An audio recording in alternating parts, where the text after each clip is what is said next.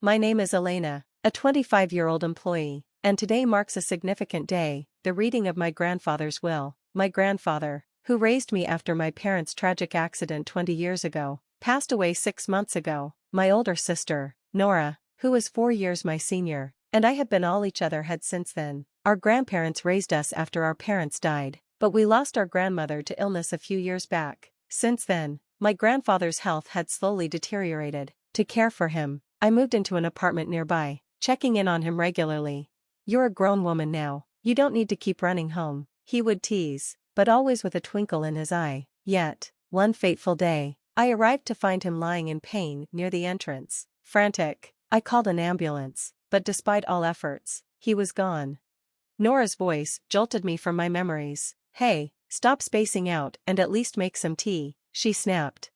"Right, the lawyer will be here soon," I replied, heading to the kitchen. As I put on the kettle, I caught a glimpse of Nora sprawled on the mat, yawning lazily, the strong scent of her perfume filling the room. "She never changes," I whispered under my breath. Nora had always been self-absorbed, even in her teens. She'd dyed her hair wild colors and hung out with troublemakers, constantly causing headaches for our grandparents. Despite the damage she caused, she never seemed to care, while I often ended up cleaning up the mess. Even now, as an adult, she was still drifting between part-time jobs, never settling down. I knew she'd been hounding our grandfather for money whenever I wasn't around. It was clear she saw today's meeting as nothing more than a hassle, except for the inheritance.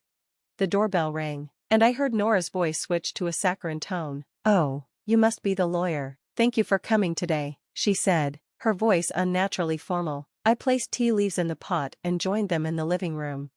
The lawyer, a man with gentle eyes, offered incense in front of my grandfather's portrait and then took out the will. He'd held onto it at my grandfather's request, and now he read aloud the terms. Nora was to inherit $20 million in cash, while I would inherit the family house and the land it stood on.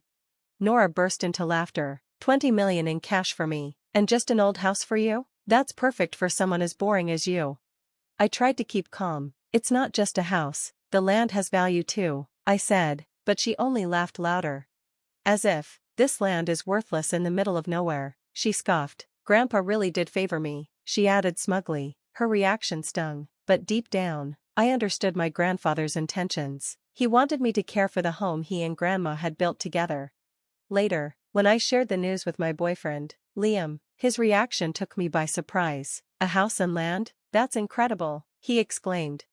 I tried to be modest. "Not really, Nora got $20 million in cash. That's far more impressive," I said, feeling the sting of comparison.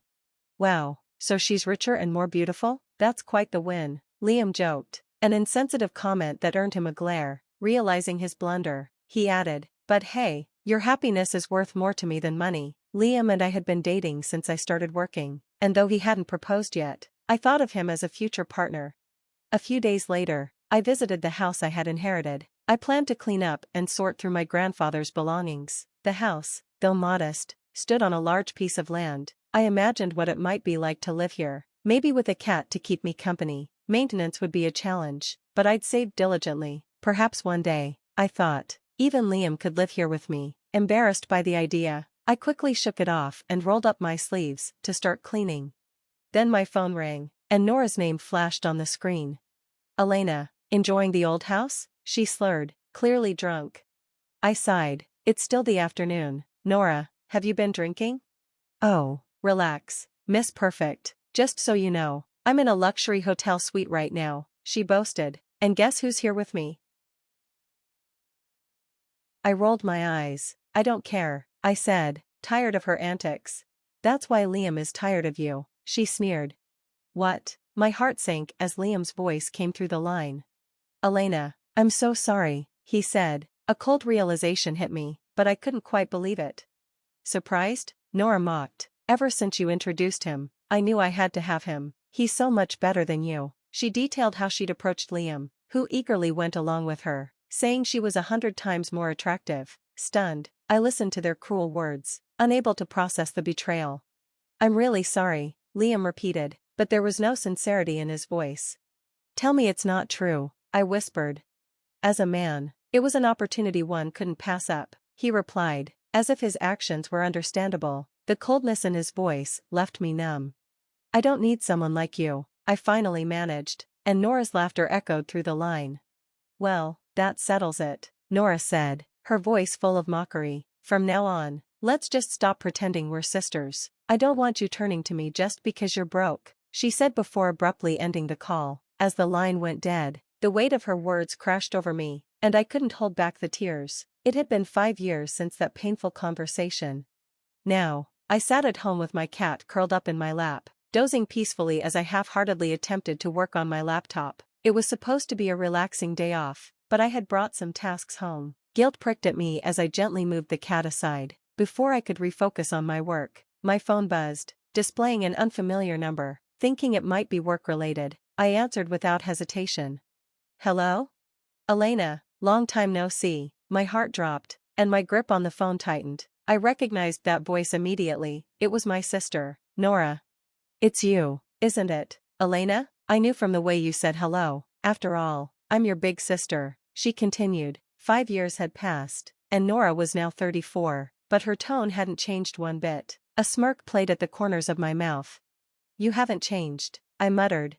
So, I came home and saw a hotel where our house used to be. Did you sell it? She pressed. That's none of your business. Oh, come on, it must have sold for a fortune. I was ready to hang up when she began rambling about her troubles. She had burned through her inheritance in just 2 years and was now deep in debt, as was Liam, her longtime partner. I listened in stunned silence, but honestly, I couldn't care less. Can you lend me some money? Nora shouted desperately, but I responded calmly. I always wondered why Grandpa divided his estate the way he did. I began, but when Liam left me heartbroken, I finally understood. Memories flooded back of that time 5 years ago. Liam had ended things with me, leaving me shattered. After crying until I was empty, I sat in my room, numb, my eyes drawn to a painting I had made for Grandpa when I was a child. He had treasured it, framing and hanging it in his room. I got up shakily and took the painting off the wall. Grandpa, I whispered, tears falling again. As I held the painting, a note slipped out from behind the frame. Grandpa must have left it for me, knowing I'd eventually find it. The letter was dated just before his passing. I knew you'd find this, Elena, the letter began. You're probably wondering why I divided the estate as I did. It may seem like I favored Nora, giving her the cash, but that wasn't the case. You took care of me, and I wanted to ensure you were secure. His words explained everything. Nora is terribly greedy, even I, her grandfather, admit that. She wouldn't be satisfied with a fair division. I read on, understanding his cleverness. The land will increase in value with urban development. It may not seem like much now, but in time, it will be worth far more. I wanted you to have something lasting. You can live there or sell when the time is right. Above all, I want you to be happy. When I finished reading Grandpa's letter, I felt a mixture of gratitude and relief. Returning to the present, I repeated my answer to Nora. I sold the land when the value increased, just as Grandpa predicted. And no, I'm not lending you money. Oh, really? What if I give Liam back to you in exchange? Nora said, laughing bitterly. The suggestion was so outrageous that something snapped within me. I despise you, I said firmly. You took Grandpa's generosity for granted, and you're no longer my sister. I'm married now and happy. I hung up without another word, my heart pounding. I looked down at my sleeping cat, who rolled over as if to comfort me. My heart was light, free from the burden of past pain.